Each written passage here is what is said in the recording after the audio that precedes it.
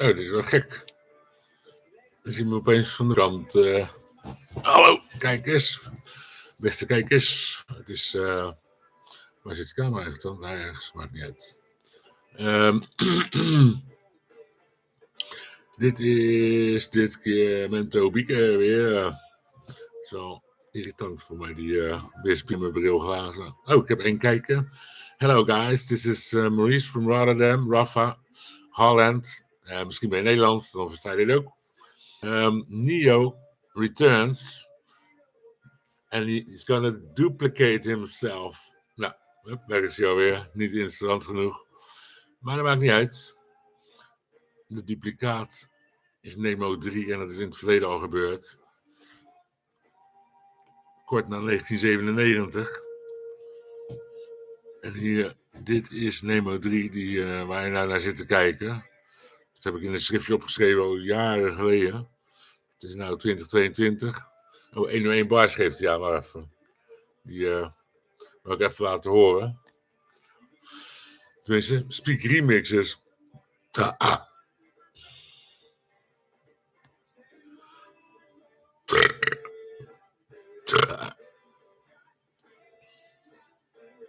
Dat is...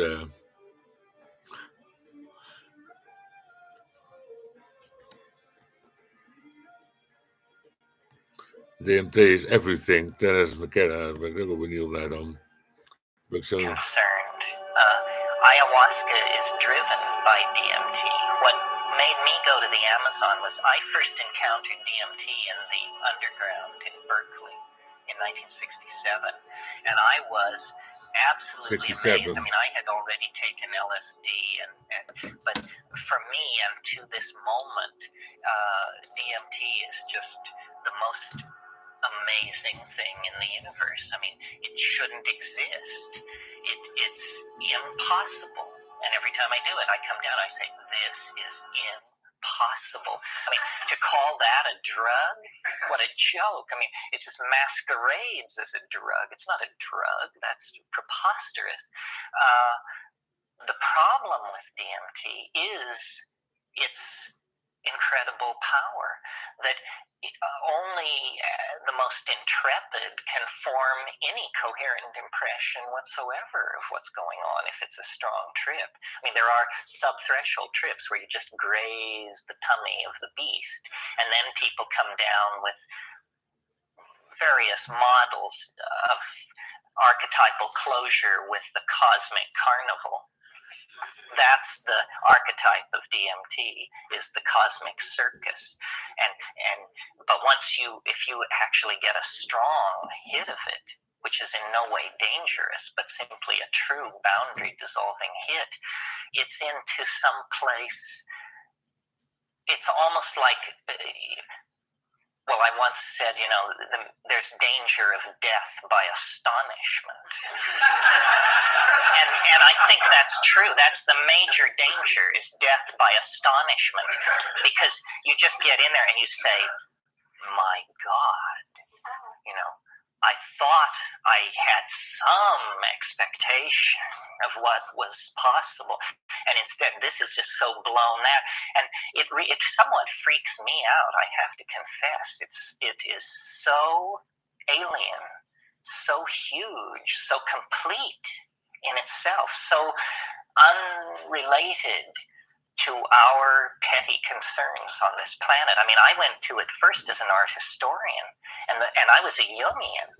I mean, I have Jungian proclivities, and I thought, what does this say about the archetypes? There is no archetype for this. Not in the painting of the Bushman, not in the ecstasies of Hildegard von Bingen, not in the ravings of Mandaean ecstatics. Human spiritual experience never got this deep, never tore open this doorway. And yet what? It's a long toke away for an ordinary human being. How could something that titanic and beautiful and cosmic and alien be kept secret? when what we do is we seek in all corners, in all times and places, for the bizarre, the outre, the unthinkable. We're always turning over rocks, secret teachings, ancient cities, buried ruins, lost tribes, you name it. Well, then here is this thing which is like the absolute quintessence of what all those things are aiming for. More stunning than the rise of Atlantis from the Atlantic seaboard is a toke of DMT. More appalling than the arrival of alien star fleets in the skies of our planet. And yet it's here. It's here. And I don't often invoke it. I mean, for me to talk about it is to invoke it, because it's weird to talk about it, because it reminds me that we don't know what we're doing at all, that we sit in rooms discussing all this stuff, and a war rages, ignorant armies clash by night, that whole thing. But this extraordinarily powerful thing, the depth of which, the measure of which is so hard to take, lies very near. What I had hoped for from ayahuasca was my brother and I, when we got into this DMT stuff, we said, we've got to slow down this movie. I mean, you get in there for about 70 seconds, the first 35 of which is taken up with you checking all your meters to make sure you're not dead. Because that's what you assume. You say, I did it, I'm dead, fuck it, I'm dead. And then you say, but chest rising and falling, thoughts continuing in linear apparently I'm not dead, apparently I'm something else. Well, then by the time you sort it out, you're usually coming down, and people come down babbling, raving. I mean, I've seen people who've headed mega corporations, people who are accustomed to ordering hundreds of people around, just completely come apart because it is so unexpected.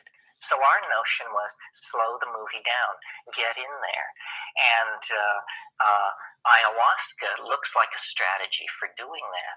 And we couldn't imagine, can you picture people wearing penis sheaths and painting themselves with red ochre, and they have this, and this is what they're doing? And then it makes the whole notion of history seem crazy. I mean, we're primitives because we diddle around with atom smashers and stealth bombers and stuff like that. I mean, and these people have this other thing. So of course they don't wear clothes, Bill. Would you? And largely, I would say what we've learned from 20, 25 years of dealing with this is that our strategy was right. Ayahuasca will let you in to these places, and so will psilocybin. What I've decided, based on experience, is that what I'm interested in is a very tiny subset of all the smorgasbord of possible altered states and experiences that life and nature offer up. That there are many altered states, datura, ketamine, MDMA, endlessly, and then states brought on by ordeal and fasting and meditation. I am only interested as a phenomenologist, definitely more with the attitude of the scientist than some kind of conclusion drawer. I'm interested in this very circumscribed area in organic nature because it's not supposed to be there, folks. It's like a doorway into the previous universe or something. Wow. The whole, at the height of Islam in the 10th century, the poets of the Mughal dynasty said of the city of Isfahan in Iran, because of its mosques and architecture, that it was half the world. The Isfahan is half the world. DMT is half the world. The shiny, bright, active, exfoliating, and bizarre part. Well, then we then are poised in this strange dimension of diminished possibility Where are we? What is that? What is it to possess a body such that you can use it as an instrument to turn on and off these places? How does it reflect on the quest for understanding of the here and now? How does it reflect on the quest for I don't know, immortality or enlightenment or a sense of fitting in to the cosmic purpose? I don't know. I mean, one can play a reductionist game and say that the human brain mind system is an alarm clock. DMT is a hammer. Hit the alarm clock with the hammer and you learn all about gears because they spring out and become visible. But and this is how science works. This is the scientific method. Smash it, then count the pieces. Find the bigger pieces, find the littlest pieces, smash them, count the pieces, find the little pieces, smash them. That's how it proceeds. Well, obviously, that's not going to take us too far in this domain because it's entirely made up of structure, of connection, of relationship, of 7. Hermanbrood. And because I'm concerned about the planet and the predicament we're in and the way we spend our resources and cheat our children of a sane future and all that, I keep trying to reconnect this back into the human world. But I frankly don't know whether that can be done. Another area I work in is I try to connect it up to the perennial philosophies of humanity, Zen and Buddhism and shaman. I don't know whether that can be done. The shamans that I have gotten really close to have not been, I would not call, they were able to cure people, but they had no pretension of spiritual accomplishment. They weren't even interested in that. They were interested in what they would call understanding. The same thing which drives a scientist.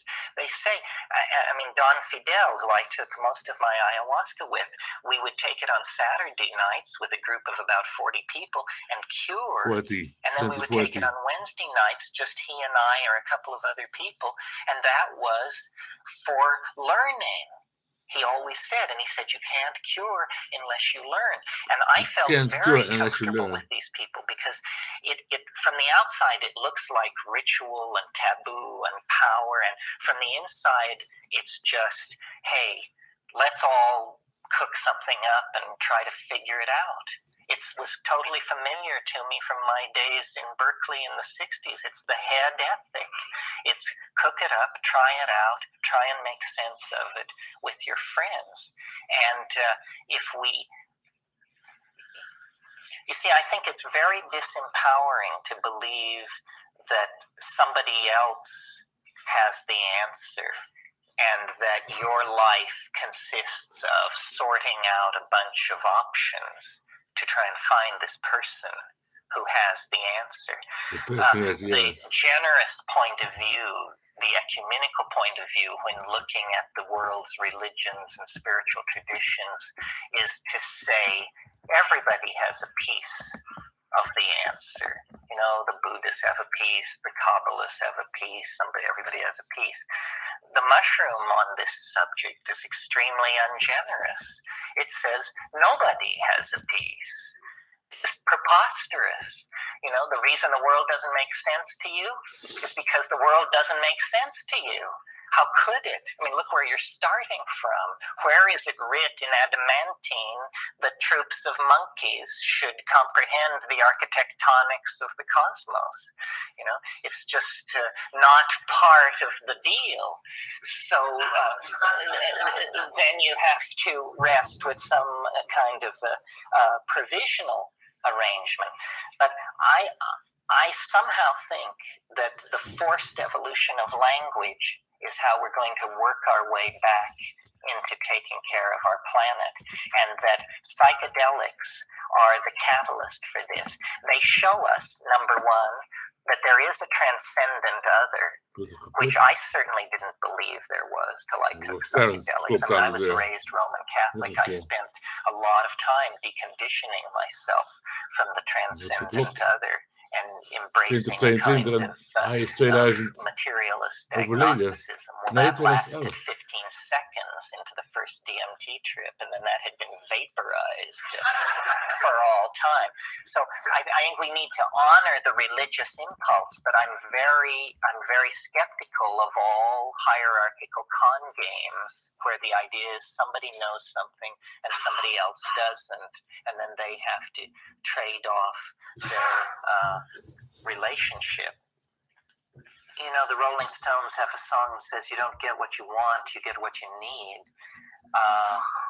I don't think you're going to spend very long involved with these things at a deep level without scaring your socks off eventually. I mean, one of the great things about these psychedelic teachers is that they are so gentle with beginners.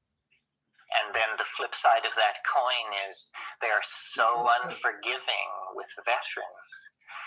And I don't know. I mean, I have hard trips often. And the way I explain it to myself is, you know, I pretty much accept Rupert Sheldrake's notion of the morphogenetic field and feel like the psychedelics amplify the morphogenetic field of the totality. And, you know, why shouldn't I have difficult trips? The totality is in such a weird state of turmoil. I mean, you couldn't pay me to take 5 grams of mushrooms in the present circumstances simply because I can feel the riptides in the historical dimension just churning everything into white water. I mean, I'd stay out of the water till it dies down a little. Fear is a problem because, well, there are different reasons, but here's a reductionist reason. These compounds are CNS stimulants, and that means they're going to stimulate what's called the fight or flight reflex in the hind brain. One of the hardest things I think you have to learn to do is to discipline the hind brain. You know, to sit in a full lotus position, absolutely petrified with fear, and not do anything about it, except breathe and sing, you know. Paul Herbert, the other Herbert, the Herbert who wrote Dune, who is such a minor figure that I can't remember his first name, Frank Herbert. He has a wonderful thing in there talking about fear, and he says fear comes like a wind out of the desert, and it blows through you, and all you can do is let it blow itself out. And you really can do this. You just wait. Fear is a kind of state of agitation of the organism that chemically cannot maintain itself very long. So wait it through. Then in terms of practical suggestions, sing. 53 geworden. Sing. I mean, it's net zoals terrible to have it sit heavily on you and to try and deal with it like this, you know, just crumple. You have to oxygenate your body. You have to begin moving energy through your body. You can sing your way out of most situations. Ik zet hem that's the best advice. als Sjaam in een gesprek stopzet. Breathe your way out of most situations. 17 zet ik hem stop. Terrence, you're a master, eindbaas ben je. Terrence McKenna. They're very simple, but if you don't know them, you're in. 17 is opgezet. Een heel mooi paars figuur, althans paarse kleur wordt gebruikt, groen wordt gebruikt, geel. Geel is het droomuniversum, paars is... Alles wat paars is waar. In mijn, ik weet, de uitverkorenen, het is het rijk van de uitverkorenen. En wat zij zeggen, dat is waar. En wie is het paars? Nou, vandaag is Henny's vriend wit geworden. Althans, ja, dat Henny's vriend, rest in peace. Sorry. Henny, dit witte poppetje staat nu niet alleen een symbool voor Maria, Magdalena, of alle Maria's. Maria is wit. Maria, I never stop saying Maria. 1948. Geboortejaar van Henny's vriend. 48 is het geluksgetal van Bianca, mijn vriendin. Ik zal nu, ik ga gewoon even vertellen. Tijdens me kennen, geweldig. DMT, ik heb het nog nooit gedaan, maar je wordt wel heel nieuwsgierig naar. Ayahuasca, Eva Koreman wil dat ook gaan proberen. Misschien heeft ze het al gedaan. Ik ben er heel benieuwd naar. Ik zal haar wel eens vragen als ik de studio bel. Ga ik wel een keer doen, ja. Ze zit tussen 4 en 7 op 3FM samen met Frank van der Lende. Frank en Eva, welkom bij de club, heet het. Oh, we zitten al in de toekomst. 2018, 29, 30. Over 3 jaar, 3 seconden, 2 seconden, 1 seconde. De Rapture. Digitaal. Komt. Jesus. In heaven. And where's heaven then? We're all so fucking AI. That heaven is our scream. Our scream as well. Heaven. Say hello to heaven. Heaven. Heaven. Say hello to heaven. Heaven. Heaven. Nou, we hebben het gedaan, Chris Cornell. Die is ook vroegtijdig heen gegaan naar de Alef of naar Oerdeu uit mijn boekje 2121. Ja, ik ga maar gewoon even. Ik wou ook, dat was mijn eerste plan. Oh, wacht, dan met deze dan. Emma Wortelboer heb ik gisteren gezien. Boycott Talkshow, Johnny de Mol. Best een dingetje. Ja, ik zag er gisteren bij Media Insight. Kikkerprogramma is dat trouwens. Neemt geen blad voor de mond. Nee, maar ze doet juist heel leuk afkraken. Dat die Marcel van Roosmalen zegt van... Ik ben zo ook een nietsnut. Maar dat ze dan zo nietsnut naar het buitenland sturen... om helemaal te laten zien hoe hij aan het nietsnutten is. Dan word ik woest van. En ik ook, godverdorie, dat er gewoon geld aan gespendeerd heeft. Zo'n knak die geen ene tyfus uitvoert... mag naar een supermooi buitenland toe. Maar goed, het zijn allemaal dingetjes. 2222, hey... 44, Anthony. Oh, waar ben je? Anthony is ook hier. Kijk, hier is Anthony. Zo, de deur wordt dichtgeklapt. Waar had ik nou net het licht vandaan? Anthony is geel, maar... Zal ik het licht aanzetten maar? Ja. Ik kan hem later alsnog uitzetten. Het staat al licht aan. Hello en een donderflits. Kijk. Hier hebben we Anthony, 2253, maar zijn getal is dus 44, omdat hij 44 jaar is geworden. Toen hij ons 6 oktober 2010 ontviel. Ja. En ik heb... Ja, vanochtend dag ging ik nog aan Anthony inderdaad ook. Toen ik mijn gele vest aantrok. Moet maar scheren, zie je dat? Een beetje opkalevateren. Geel is het kleur van het droomuniversum ook. 1911, kijk net naar het schermpje, 1911. Mistig, hè? Ja, ik zeg het van alles door elkaar, de hak op de tak, maar Mistig is mijn broer. En daar is een schilderij van gemaakt door een ex-collega van hem. Een meisje of een vrouw. Super realistisch afgebeeld. Zal ik het laten zien? Nou, kan wel even. Even kijken hoor. Maar in ieder geval, in dat schilderij heeft hij de wereldbol in zijn handen. En ik ben nou op zijn katje iedere dag aan het passen. Angel heet zij. En, hoe heet dat? Een wereldbol in zijn handen. Even kijken waar de camera nou zit. Oh, wacht, hij is weer weg.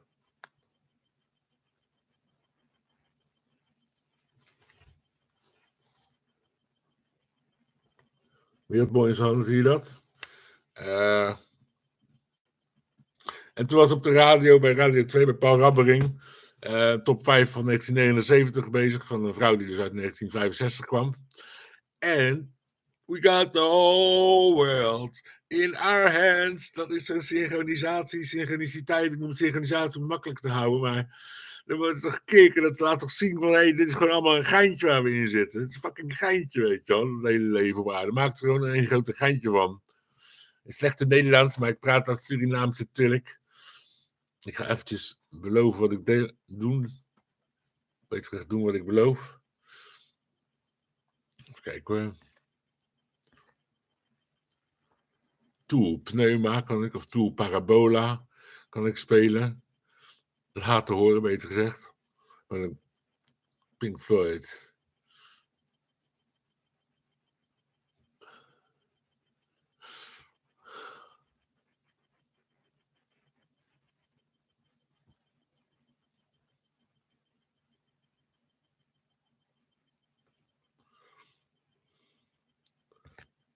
Oké. Speaker remix had ik beloofd. Even wat afwisseling. 4 minuten 57. Here we go. Hard entertainment. Het zal niet mogen, maar... Oh, shit. Dat is wel... Godverdorie. Hoe kan ik nou? Check dan eens Oh, nou, doe die eerst. Die ken ik ook eerst, ja. Was het lente? Heel precies, ja, lekker genieten van de beat. Alleen maar weten wat er gaat komen. Ah yeah, come on. CC. Maar kunnen we nog met Chaka. Daadwerkelijk merk je het.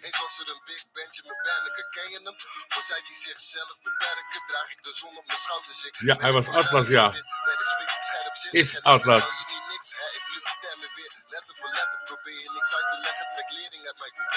Eén schreven op Sumerische kijktabletten. Dat was toen, dus het nu. Dat was toen, dit is nu. Je kan geen kant op als het verleden je straks volgt of het heden een last wordt. Ik vrees geen enkele afgrond als ik mijn pad volg. Zolang mijn eerste oog ziet wat er straks komt. Ze zeggen wachten. Wachten, ik ben niet nieuw om te passen. Je spreekt de passion op bij ontspan je. Fuck wie je bent en wie je kent, boy. Sterf met al je fans, boy. Ik ben Mercy Rambo. Oh ja, Lambo. Je bent nooit trendy. Meer skanky dan shanky. Jij zuigt, ik blaas als candy. Ik heb flow, jij hebt vlooien. Luizen en schimmels en toch moet het mooiste. Roepen pooien, jullie hoereren je zo veel te hard. Crack prostituties. Alles doen voor die ene klap. Ik verkoop een kontje nooit voor geen ene dood. Plus ik drop statements, never nooit dat ik op tenen loop. VSO, pedofoob, treedt als een hetero. Een vak wat door een telescoop.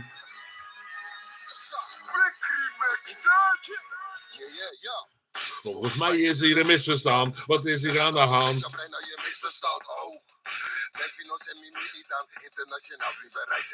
Wereld al zo.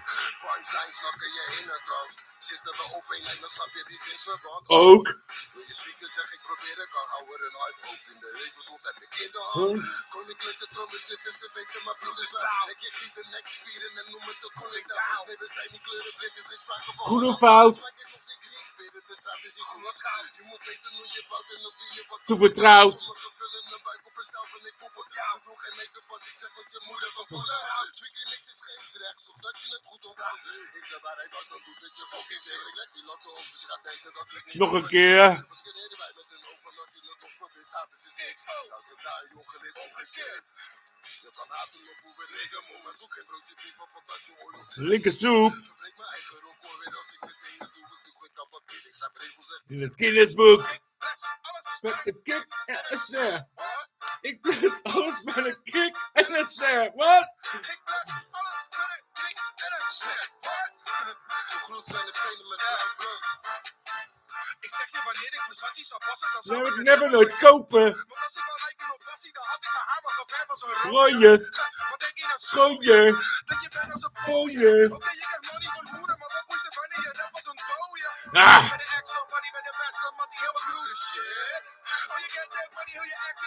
Voelt me niks. De boel om pist. Wat zeg je?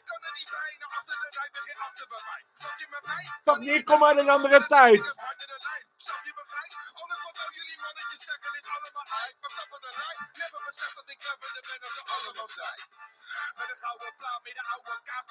Nou, ze staan.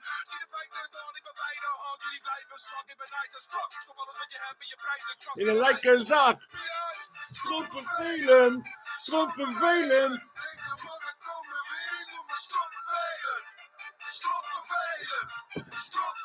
Ja, precies, dit komt eraan. De coolste onbekende.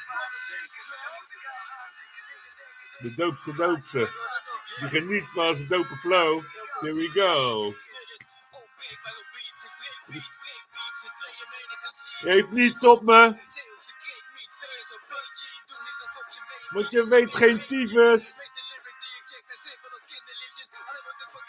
Niet in en in verdrietig. Met hepatitis. Het meest ziek is. Beginnen met de hardcore. Dan op dartboard. Kom ik de dag door. Dan ben ik een man voor. Hier van mijn zaak. Plaats de meeste weg sinds de jaren 70. Paas me heen in de eerste plaats. Huiswerk. Op tracks doen.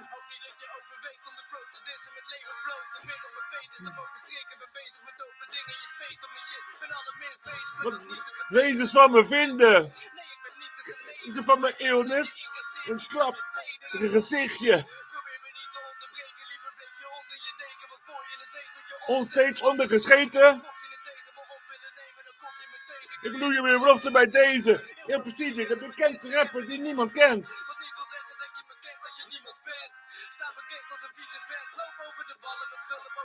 Een sigaret, chicken out, joh. Outlaw, dan ben je een koulo. Yes. Goed, hè. Godverdorie. Tot 20 keer gezien, blijft gewoon cool. En hoe een bas, man. Rood toch op je beeldscherm, man.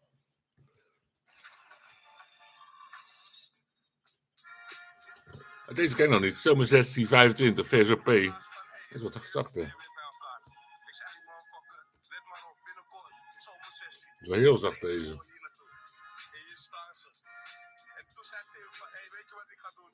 Ik ga een soort intro beat voor je zetten. Dan kan je zeg maar op een beat viben. Ik ga gewoon een keertje...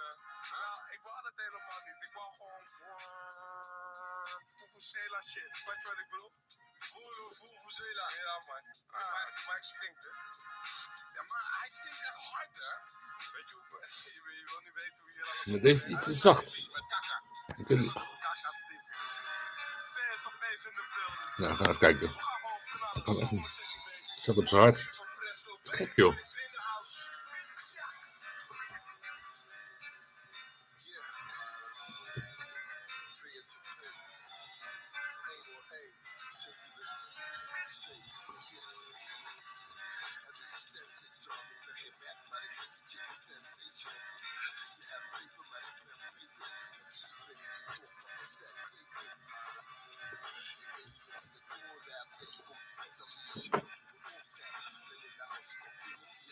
Nee, dat is CC weer. Als je zo heet, maar. Dat is heel jammer. Nou goed, niet getreurd. Even kijken welke kijkers ik heb. 0 kijkers, yes. 33, 51. 33 is Jezus geworden, 51 ben ik nu. Over 2 maanden ook niet meer. Dan ben ik 52. Beastie Boys had ook aanbevolen. Gaaf zeg. Die algoritme. Wie maakt de algoritmes? Hè? Verklaar me dat eens. Vertel me dat eens. Hoe wordt er hier gemaakt? Mijn antwoord is de Napster. Mijn antwoord is God en Godinnen. Die zetten dat gewoon klaar voor je klaar. Joh. Dat je gewoon hoppakee. Hapklare brok hebt. Wie programmeert een algoritme? Dat zou ik wel eens over willen contempleren in mijn Late Night Live show. Ah, iedereen naar binnen. Ah.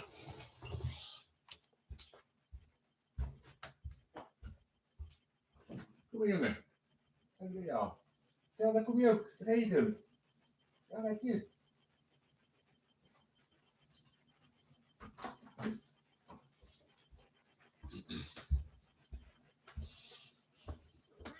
Iri.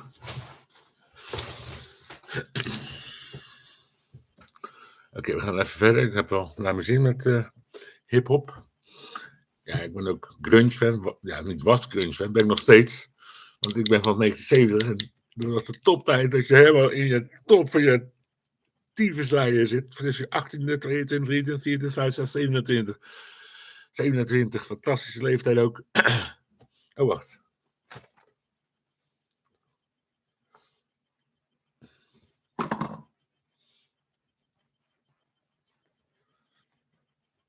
Ik had er één hout voor mijn checkie.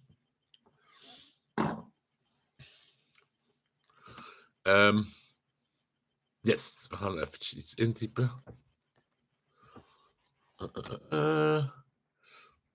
Ja, we gingen wel even speaker remixes. Wel twee dezelfde spelers, maar dat maakt niet uit.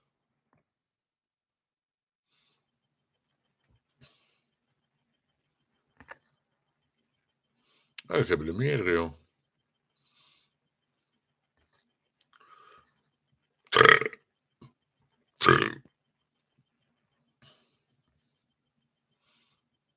Ja, deze zocht ik. Hard Entertainment.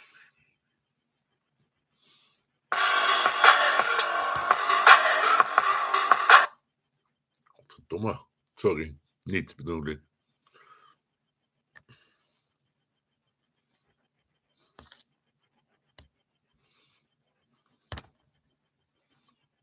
Hard Entertainment.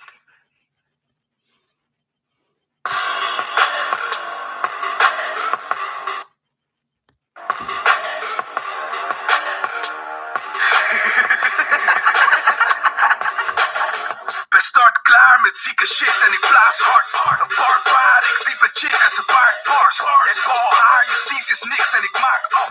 Ik val aan, vernietig kliks, ben een baas.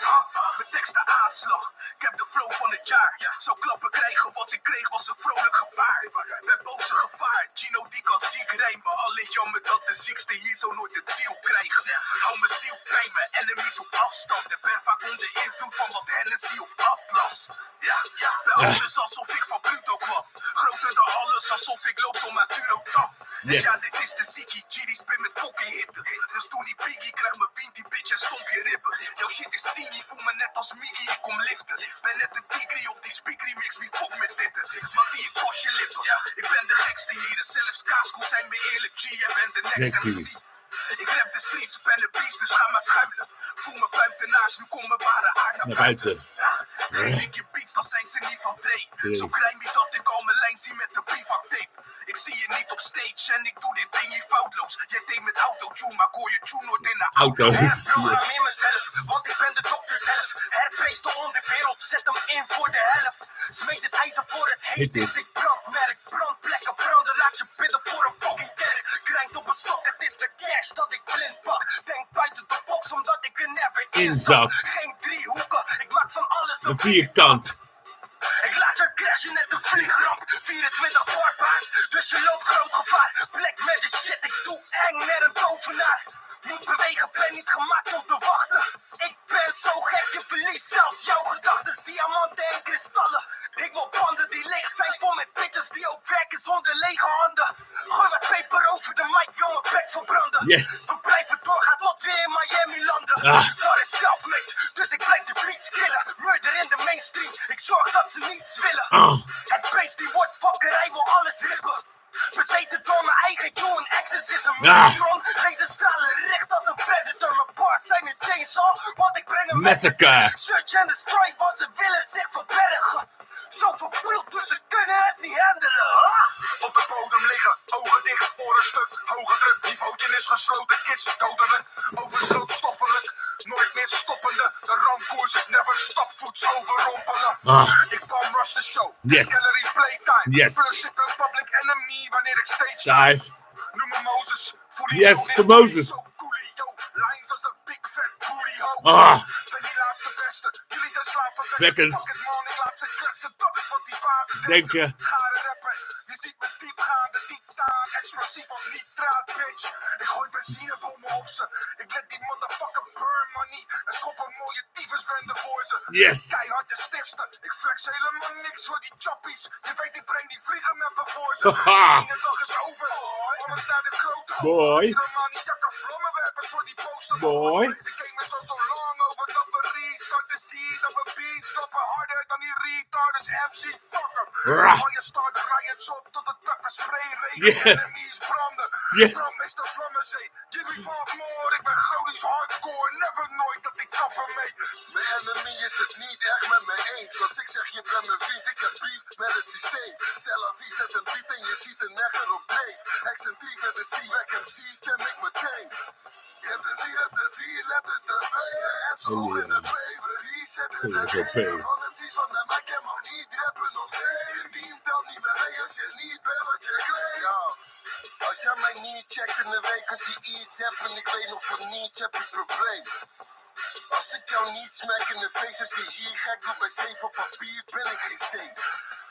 De bars baren. Ben van de straten waar mannen blazen als fanfares. Te veel gasten lopen gevaar. Ik mag klagen. Te veel blakken smoken elkaar. Geen brandhares. Oké, je was boos, dus je schoot hem neer. Logisch, want je was skeer en jouw brood dat die jou verteerde. Zo gaat het over en weer, maar die focus is zo verkeerd, man. We zien niet eens dat we zo zijn geprogrammeerd. De mens slaapt om op, ik weet niet hoe het gaat. Diep geloof me, jullie gaan zien déjà vu dat bestaat. Nee. Zelfs als je wakker bent, ik weet niet hoe het gaat. Diep geloof me, jullie gaan zien déjà vu dat bestaat. Bestaat niet. Yes. Fantastisch, hè. Rah. Even kijken of ik ook kijkers heb. Ook kijkers, yes. Stop met online Oh, ondernemen en ga ik wil de gewoon lekker tyfus, joh. digitale kunst verkopen. Want het verkopen van Daar digitale hebben we kunst is op dit moment de meest Kurt makkelijke en Cobain's meest comfortabele manier om reïncarnatie. online geld te verdienen. Althans, Je een koopt deel van plaatjes zijn ziel zoals deze zit hier zo, Kurt Monaco Cobain. Yacht. Ik kocht dit plaatje, 2 Uit van deze Mitchell, Monaco hier Yachts in voor het Nederlandse leven. $275. In het En vervolgens leven van verkocht ik ze 2022. 14 Heb ook een dagen later gitaar. voor $4700. En Hoppakee. Ik ken jou. Oh nee.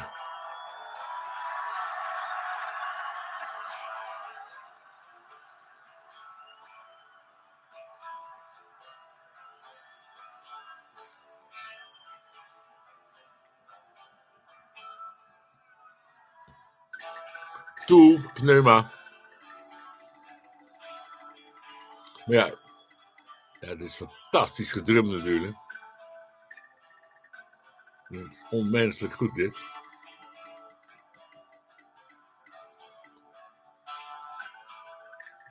Zou Bianca nog even bellen? Ja, het is best stuur.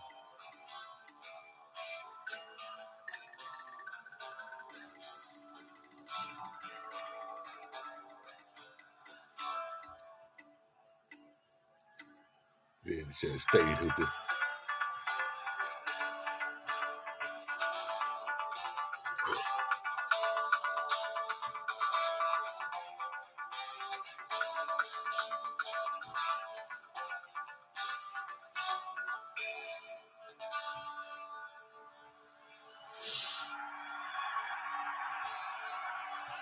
Dit is zo goed. Dit is gewoon uit de hemel ook al.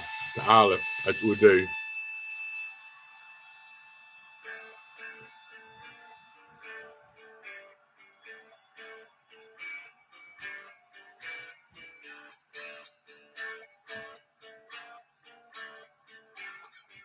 Slaap lekker, schatje, en mooie droom. Peace. Zo slapen wij meestal. Wat wensen we elkaar toe.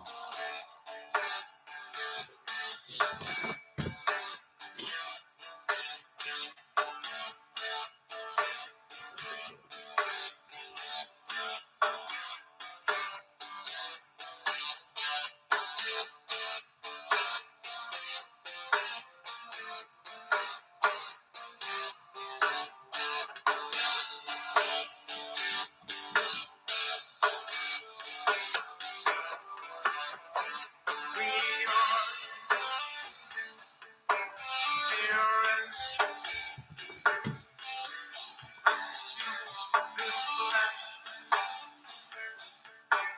go around. One foot nailed down. About to reach out beyond. Nee, maar goed. Ja, normaal zou ik dit nooit doen, maar ik zet even stop. Nou, een mooi moment. Ik doe wel na de drum solo. Ja, waarom? Omdat het anders wordt het gekleerd. Dit mag ik niet doen.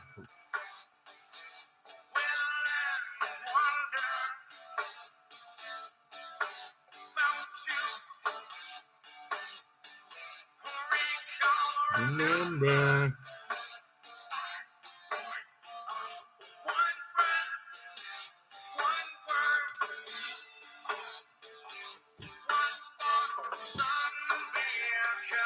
Komt ie hoor, let op.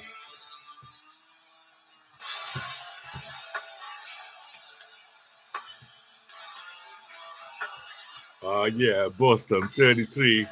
Also Jesus, this guy. Danny Carey. Jesus found his way to escape this masquerade. He's a drummer now. En een goeie.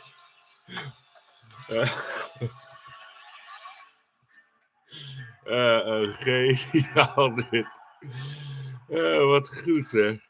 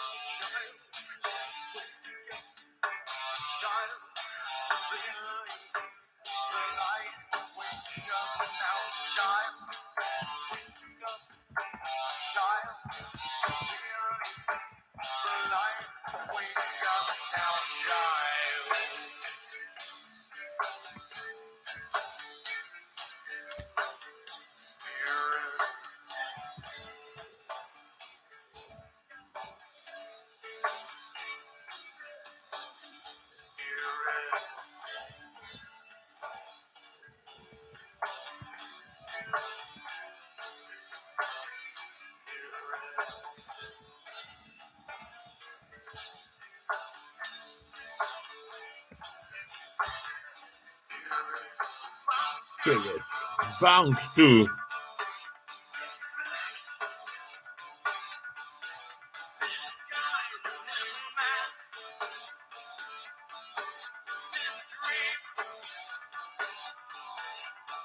God, remember.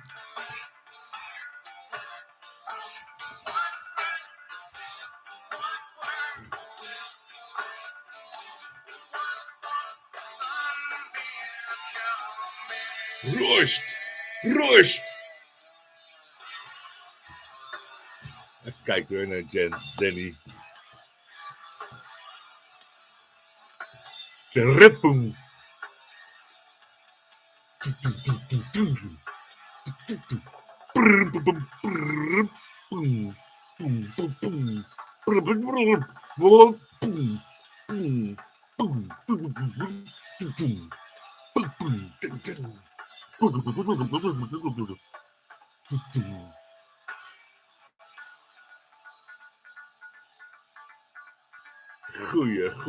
Goeie. Godverdorie, wat een goede drummer, hè? Dit is niet mogelijk wat hij doet.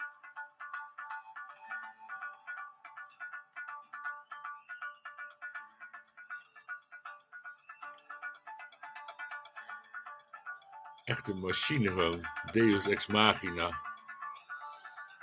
dat wou ik doen, hè?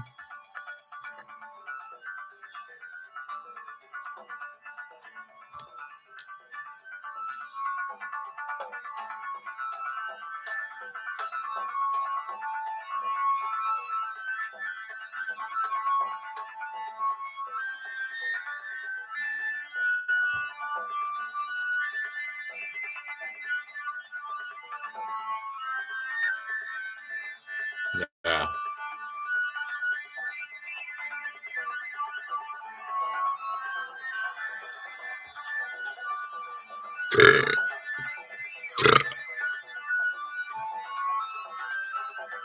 The Lion King is dat.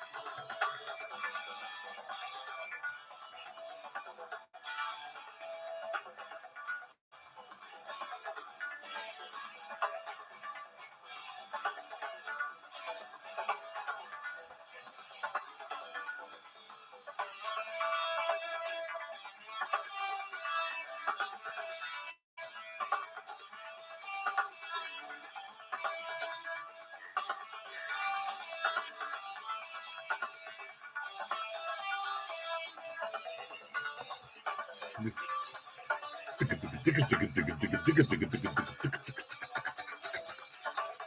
Het is gewoon zonder te kijken, hè? Want, het is wel, het zijn denk ik wel 26 onderdelen drums. Oh.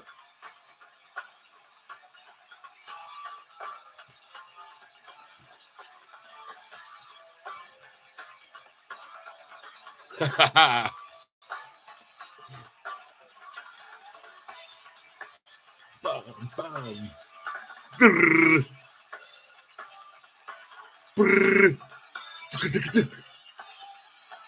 Pam, pam, pam, pam, pam.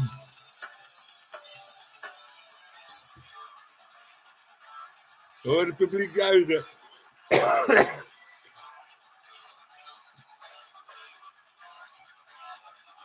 I want to be main at shadow.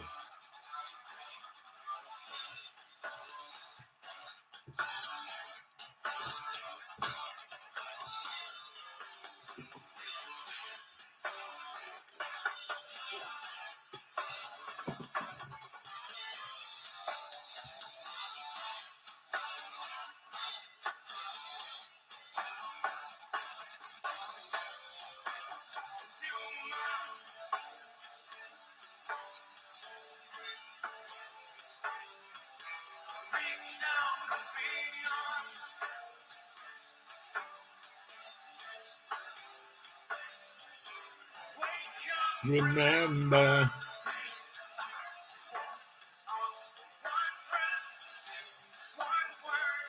One breath with.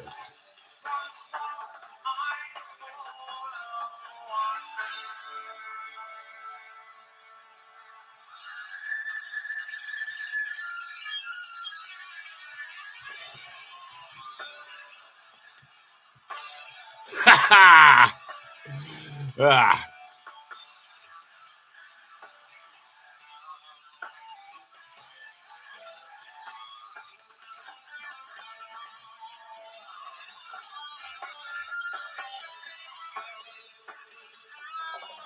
Brrr.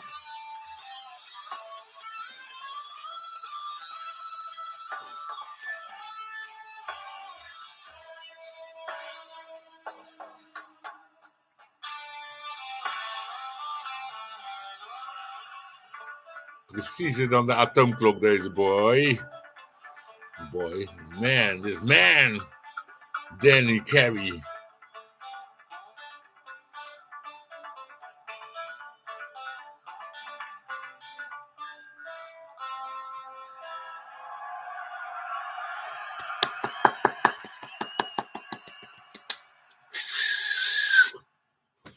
Fantastisch.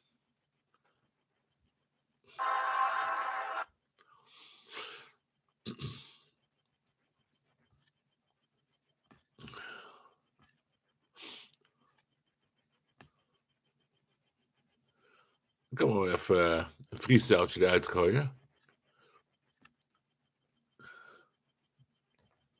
Nou.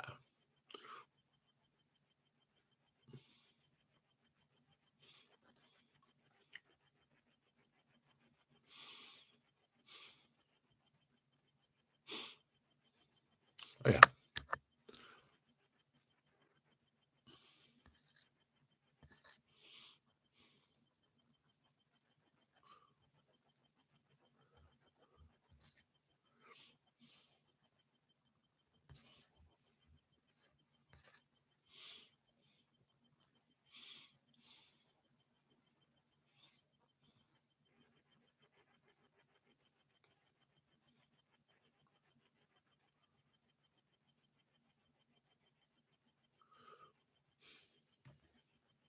Ik kan hem ook eens opzetten natuurlijk. Ik heb niet zoveel meer te vertellen.